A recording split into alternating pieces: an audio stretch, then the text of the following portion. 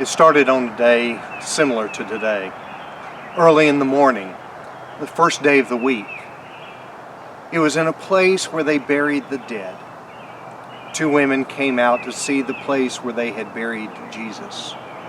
What would they find? Where was he laid? Let me share with you the story of that first Easter morning. From Matthew's Gospel, the 28th chapter, verses 1 through 10. After the Sabbath, as the first day of the week was dawning, Mary Magdalene and the other Mary went to see the tomb. And suddenly there was a great earthquake, for an angel of the Lord descending from heaven came and rolled back the stone and sat on it. His appearance was like lightning, and his clothing white as snow. For fear of him, the guards shook and became like dead men. But the angel said to the women, "Do not be afraid. I know that you are looking for Jesus who was crucified. He is not here, for he has been raised as he said. Come, see the place where he lay. Then go quickly and tell the disciples, he has been raised from the dead, and indeed he is going ahead of you to Galilee, where you will see him. This is my message for you." So they left the tomb quickly with fear and great joy, and ran to tell his disciples. Suddenly Jesus met them and said, "Greetings." And they came to him and took hold of his feet and worshipped him. Then Jesus said to them, "Do not be afraid, but go and tell my brothers to go to Galilee, and there they will see me." This message from Easter has four things to share with us. Yes, it is a message about the resurrection of Jesus, but what does it have for us today? Well, first of all, we find out that God calls anyone to be his messenger. Yes, God can call anyone. As we see, the first messengers that Easter morning were two women. Now, in those days and time, women did not have a very high place in society. They were not often instructed directly by teachers. They were not entrusted with messages. But God doesn't see it that way. God chose these women to be the first messengers of that which has taken place on Easter. The risen Christ was alive, and the message needed to be shared. The second thing that we find from this message is that the angel told the women to go to Galilee. He gave them the message to go to Galilee. Now, what's important about Galilee?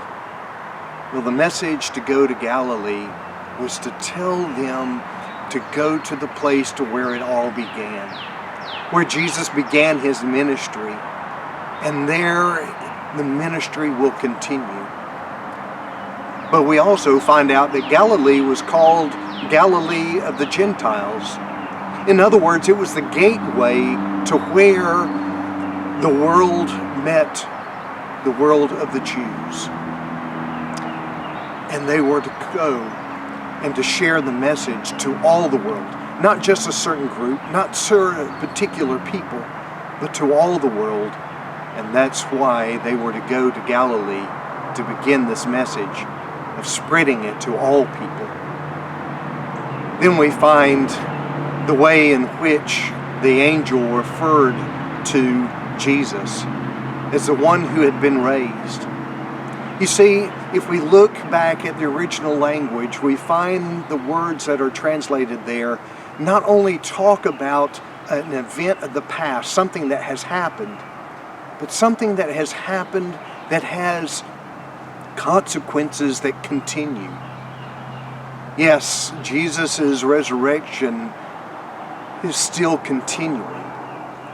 That message of God's triumph over sin and death continues even today. It's not a message to relegate to the past. It's not a message to think about of happening nearly 2,000 years ago, but a message that continues today in your life and my life. A message of hope, of reconciliation, of new beginnings.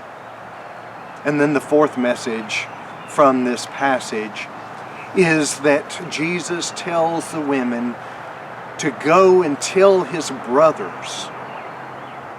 Now, how did things change? What went on? Didn't just before they were referred to as disciples, now Jesus is telling them that they are brothers? Weren't these the same men who betrayed Jesus, who abandoned him, who ran away from that which was going on? See, this is a continued message of God's forgiveness available to each and every one of us. The message of God's love and God forgiving even those who had betrayed him, those who had abandoned him. Yes, God's love endures forever. God's love never fails. And that's the message of this Easter. It's Easter. Nothing can stop it. Not our being apart, not a coronavirus, not our ability to be hampered from meeting together. You see, it's still Easter. In God's love and forgiveness, that message continues. It's spread to you and I. And we are called, just as those women, to be the messengers to tell that story. So remember, God calls anyone. God calls everyone. God's forgiveness is available to us all.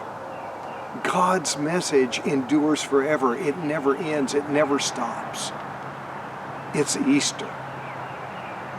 God has raised Christ from the dead. Take that message and share it to all the world. Happy Easter.